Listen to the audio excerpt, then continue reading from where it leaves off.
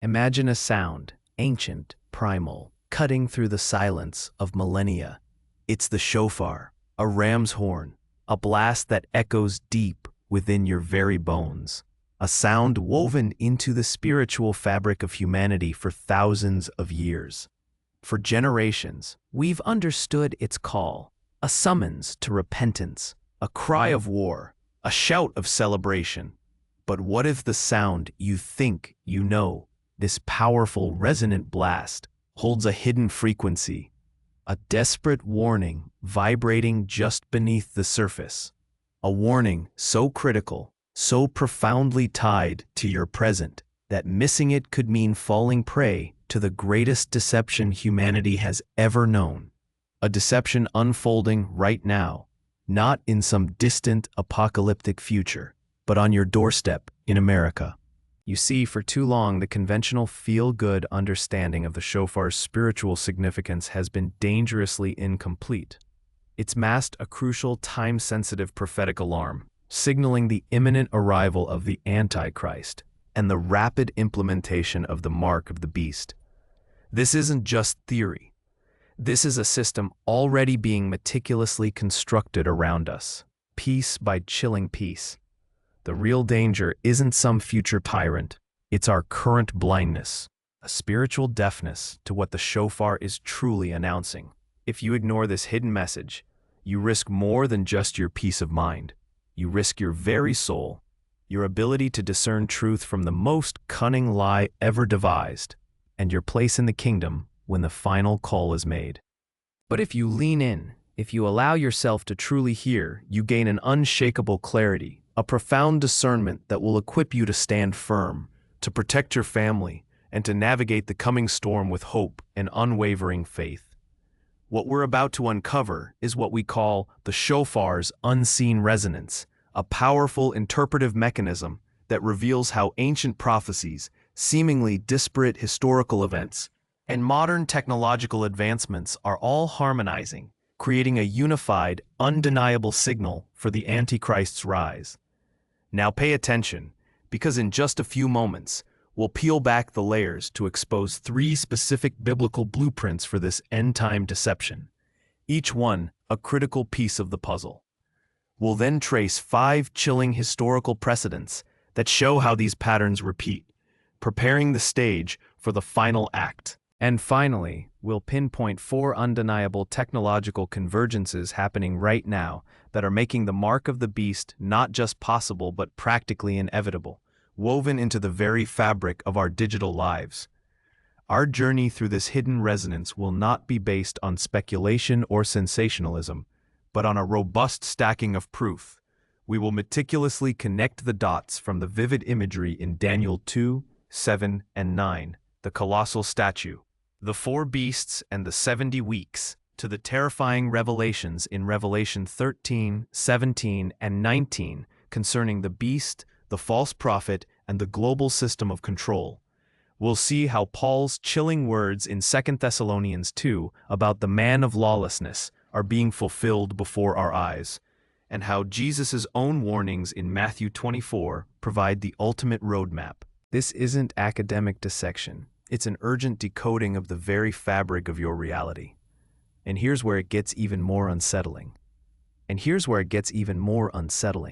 Because when you strip away the comforting interpretations, Paul's chilling words in 2 Thessalonians 2 aren't just a historical footnote. They are a direct, urgent broadcast aimed squarely at your generation, at your daily life in America, right now.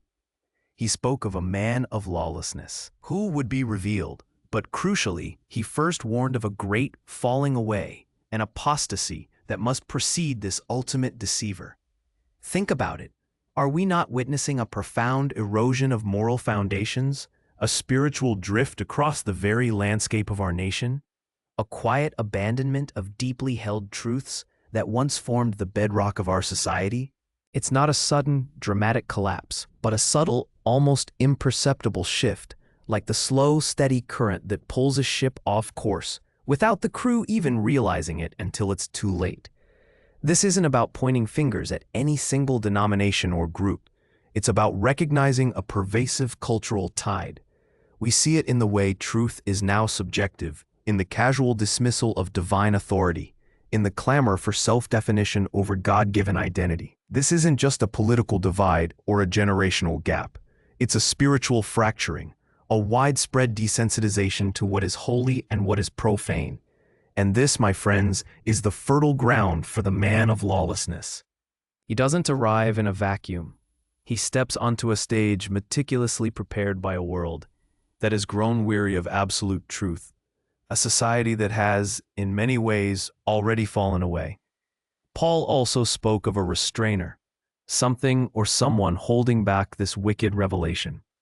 What if that restrainer is not some abstract force, but the collective, unwavering faith of believers, the salt and light of the world, whose influence is now being systematically diminished? What happens when the light grows dim, when the salt loses its savor?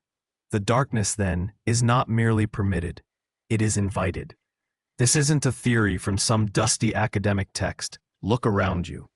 Consider the headlines, the cultural narratives pushed through our screens, the relentless pressure to conform to a new set of values that directly contradict ancient scripture. This isn't just progress, it's a carefully orchestrated dismantling, a paving of the way. Now hold this thought. The very systems designed for our convenience, from digital IDs to global economic frameworks, are not merely neutral tools. They are the practical scaffolding for this coming lawlessness, creating an environment where dissent becomes impossible and conformity is monetized. Nobody tells you this, but the seamless integration of technology into every facet of our lives is precisely what makes Paul's prophecy not just believable, but terrifyingly imminent. In moments, we'll dive into how these modern advancements are already setting the stage for the mark of the beast. But before that, you need to understand the three specific biblical blueprints for this end-time deception. Nobody tells you this, but the seamless integration of technology into every facet of our lives is precisely what makes Paul's prophecy not just believable, but terrifyingly imminent. In moments, we'll dive into how these modern advancements are already setting the stage for the mark of the beast. But before that, you need to understand the three specific biblical blueprints for this end-time deception. These aren't just ancient texts. They are prophetic schematics, meticulously detailed, waiting for their final construction. The first blueprint takes us back to the book of Daniel, a young man torn from his home and thrust into the heart of a global superpower. He wasn't just observing empires, he was given a divine expose, a panoramic view of history unfolding right up to the very end. Think of Daniel chapter 2, where King Nebuchadnezzar dreams of a colossal statue, its head of gold, chest and arms of silver, belly and thighs of bronze, legs of iron, and feet partly iron and partly clay. This isn't just a history lesson. It's a prophetic timeline, a grand sweep through successive world powers. Babylon, Persia, Greece, Rome, each empire now hold on to that image, because Daniel chapter 7 deepens the mystery, moving from inanimate metals to four terrifying beasts rising from the sea: a lion with eagle's wings, a bear devouring flesh, a leopard with 4 wings and 4 heads, and then a fourth beast, dreadful and terrifying with iron teeth, devouring and crushing, and 10 horns. This isn't some medieval fantasy. It's a chilling allegorical prophecy, revealing the predatory nature of these successive empires and the final, monstrous power that will emerge. This fourth beast, with its 10 horns, speaks to a confederation, a new world order, from which a little horn will arise, one that speaks boastfully and seeks to change times and laws. This isn't simply history repeating, it's history converging, setting the stage for a figure who will demand ultimate allegiance. The shofar's unseen resonance begins to echo through these ancient visions, revealing a pattern of power, control, and spiritual usurpation that we see manifesting today in ways Daniel himself could scarcely have imagined. We're not talking about abstract concepts, we're talking about the very fabric of governance and influence being rewoven. But what about the second blueprint, the one that zeroes in on the exact timing of this final deception. You've seen the lion with eagle's wings, representing a swift, powerful empire. Now hold on to that image, because Daniel's vision continues, painting a picture of escalating predatory power that mirrors the very forces shaping our world today. Next, from the churning depths, rose a second beast like a bear, raised up on one side with 3 ribs in its mouth between its teeth, and it was told, "Arise, devour much flesh." This isn't just a historical footnote, it's a chilling depiction of an empire known for its insatiable hunger for conquest, for its sheer brute force, its relentless expansion. Think of the raw power, the overwhelming might that simply crushes everything in its path, without remorse, without question. This bear isn't just taking territory, it's devouring nations, absorbing their resources, their people, into its ever-growing maw. Then, before you can fully grasp that image of relentless consumption, a third beast emerges, like a leopard, but with 4 wings of a bird on its back and 4 heads. To this beast was given dominion. Imagine the speed, the cunning, the multifaceted approach of this power. A leopard is swift, agile, a master of ambush. Add 4 wings, and its speed becomes almost incomprehensible. 4 heads? That speaks to a division of power, perhaps 4 successor kingdoms, or a multi-pronged strategy of control, each head possessing its own intellect, its own agenda, yet all serving the same overarching predatory nature. This is not just about military might. It's about strategic brilliance, about influence that spreads with terrifying rapidity, infiltrating every corner of the known world, much like modern tech giants expanding their reach into every aspect of our daily lives. Now pause and consider. Are these merely ancient symbols, or are they a prophetic pattern, a pre-programmed sequence revealing how global powers rise, consolidate, and pave the way for something far more sinister? We're not talking about abstract history here. We're talking about a blueprint for how authority, wealth, and influence are systematically centralized, stripping away individual sovereignty. This isn't just the story of empires. It's the story of control, slowly tightening its grip, preparing the ground for the ultimate usurper. These beasts in their progression reveal how the world's systems are being groomed for a single, all-encompassing authority. And then came the 4th beast, remember? Dreadful, terrifying, exceedingly strong, with great iron teeth, devouring, breaking in pieces, and trampling the residue with its feet. It had 10 horns. This final, monstrous power is unlike any that came before, a global conglomerate of influence and might that defies easy categorization. It is the culmination, the ultimate expression of the predatory nature of man's kingdoms, designed to crush all dissent, to homogenize all cultures, and to demand absolute submission. The 10 horns, as you'll see, point to a confederation, a unified front from which the little horn, the Antichrist himself, will emerge, speaking boastfully, changing times and laws, demanding worship. This isn't just a future threat. It's a pattern of manipulation that's already taking root in our digital economies and global governance. But how do these visions of beasts connect to the hidden reason for the shofar, to the precise timing of this final deception? That's what we need to unpack next. You see, the little horn isn't merely another ruler in a long line of dictators. This figure, distinct from the 10 powers that initially rise, is the ultimate orchestrator of deception, a master of manipulation whose rise signals the final countdown. Daniel 7:8 describes it. I considered the horns, and behold, there came up among them another little horn, before whom 3 of the first horns were plucked up by the roots. And behold, in this horn were eyes like the eyes of a man, and a mouth speaking great things. Don't miss the chilling detail. Eyes like the eyes of a man. This isn't just a political entity. It's a personality, a charismatic leader with a piercing intellect, capable of seeing beyond the obvious, of understanding the human psyche and exploiting its deepest fears and desires. Now, pause and consider this. What kind of leader in today's world, armed with unprecedented surveillance and communication technology, could possess such eyes?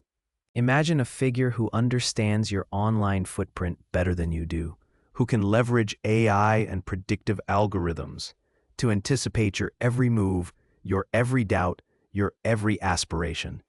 This isn't science fiction. It's the infrastructure being built right now, from Silicon Valley's data harvesting to the global push for digital identity. This little horn will emerge not through brute force alone, but through a seductive narrative, a promise of peace and security in a world fractured by chaos, much like a politician promising to make America great again, or a global leader offering solutions to climate change and economic instability. But here's the critical twist. This little horn doesn't just speak great things, it changes times and laws. Think about the very fabric of our society, the foundational principles that define right and wrong, the calendar we live by, the holidays we celebrate. What if those very structures, those anchors of our culture, begin to subtly shift, to be reinterpreted, to align with a new unified global agenda?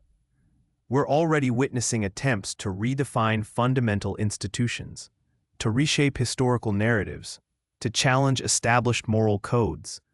This isn't just a gradual erosion, it's a deliberate, systematic dismantling of the old order to make way for the new.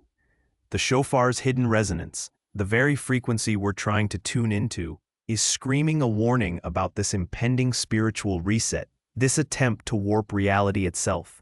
And here's where the profound danger lies. This figure will demand worship, not necessarily in a traditional church setting, but through a system of absolute fealty, where loyalty to the state, to the global agenda, becomes paramount, overshadowing even loyalty to God. We saw glimpses of this during the pandemic, where mandates dictated access to public life, where compliance was tied to participation. This was a dress rehearsal, a training exercise for a system where dissent means exclusion, where nonconformity means you can't buy, sell, or even exist within the mainstream. The little horn will not tolerate rivals, and your spiritual allegiance will be tested in ways you cannot yet imagine. This isn't about some distant, abstract future. It's about the subtle, insidious changes already taking hold in our digital economies and global governance, the very systems shaping your daily life. The shofar is sounding, calling you to discern the patterns, to recognize the blueprints of this final deception before the little horn's shadow falls completely. And what does that shadow look like when it arrives? It won't be a sudden, cataclysmic event out of nowhere, but rather the culmination of trends we're already witnessing. Trends that are rapidly accelerating, thanks to a force many still view as pure progress: artificial intelligence. You see, the future isn't just coming. It's being built, brick by digital brick, right here in places like Silicon Valley, influencing every aspect of our lives, from how we shop to how we communicate. This isn't some sci-fi fantasy anymore. It's the reality of hyperconnectivity, predictive algorithms, and smart systems that are quietly, efficiently learning our every move, our every preference, our every vulnerability. And here's the crucial part. These advancements, while promising convenience, also lay the groundwork for unprecedented levels of control. Think about it. The ability to track every transaction, to monitor every interaction, to even predict behavior based on data points. This isn't just about consumer analytics. It's about creating a perfectly optimized, perfectly controlled society, one where dissent can be instantly flagged and conformity subtly enforced. Many dismiss these concerns as alarmist, focusing only on the bright side of innovation, the medical breakthroughs, the self-driving cars, the personalized experiences. But hold this thought. What happens when these powerful tools, designed for efficiency and convenience, fall into the hands of a global power structure with a very different agenda? What happens when the very infrastructure of our digital lives becomes the mechanism for a system of spiritual enforcement? The shofar's hidden resonance is trying to tell you that the future perspectives offered by AI and global digital economies are a double-edged sword. On one side, incredible potential. On the other, the most sophisticated trap ever devised. The true hidden reason for the shofar sounding now is to wake us up to this reality, that the Antichrist won't need to invent entirely new technologies. He will simply leverage what's already being perfected, what's already being integrated into your smartphone, your smart home, your entire economic existence. The systems are being put in place, not for some distant, abstract future you can comfortably ignore, but for the very near future that will demand a choice from every single one of us. In just a moment, we'll dive deeper into how these technological convergences are making the mark of the beast not just possible, but practically inevitable, woven into the very fabric of our digital lives. Now, let's pull back the curtain on the first of these four undeniable technological convergences, the one already transforming how you earn, how you save, and how you buy, the relentless march towards a completely digital financial system. You see, the Antichrist won't need to invent a new currency. He will simply leverage the digital dollars and central bank digital currencies, or CBDCs, that are already being perfected. Think about it. Your debit card, your Venmo, your Apple Pay. These aren't just conveniences. They're the stepping stones.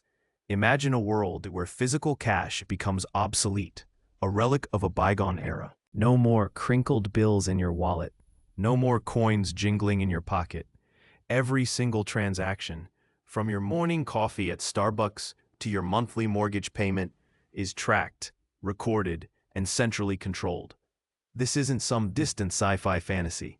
It's being discussed in Congress, piloted by central banks globally, and quietly integrated into the economic infrastructure of nations, including our own. The pain here isn't a sudden, cataclysmic event, but a slow, insidious erosion of financial autonomy. It's the creeping realization that your ability to participate in the economy, to feed your family, to simply exist, could one day be tied to a digital ID, a digital credential, a digital mark. Remember what we said about the shofar's hidden resonance. It's calling out this subtle shift, warning you that the convenience you embrace today could become the control that binds you tomorrow. And here's where it gets chilling. This isn't about some evil genius crafting a brand new system from scratch. It's about taking the existing digital infrastructure, the one you already trust with your bank accounts and your online purchases, and simply repurposing it. The apps on your phone, the biometric scanners at airports, the cashless payment options at your favorite grocery store. These are not inherently evil, but they are building blocks. They are the scaffolding for a system where, one day, the simple act of buying a gallon of milk or filling up your gas tank could become an act of spiritual compromise. This is the subtle trap, the inversion of culpability. It's not you who is inherently wrong, but the system designed to make resistance impossible. This digital financial revolution, often framed as a path to greater efficiency and security, is simultaneously paving the way for unprecedented oversight. Every Christian must hear this before the Antichrist arrives, because the choice won't be between good and evil in some grand, obvious gesture. It will be in the mundane, everyday transactions.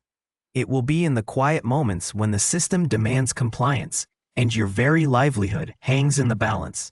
In just a moment, we'll explore how this financial control converges with the pervasive reach of global surveillance, painting an even clearer picture of what the shofar is urgently trying to reveal. This convergence, friend, is the very heartbeat of the shofar's unseen resonance, a symphony of signs telling us that the final act is not just approaching, but unfolding right before our eyes.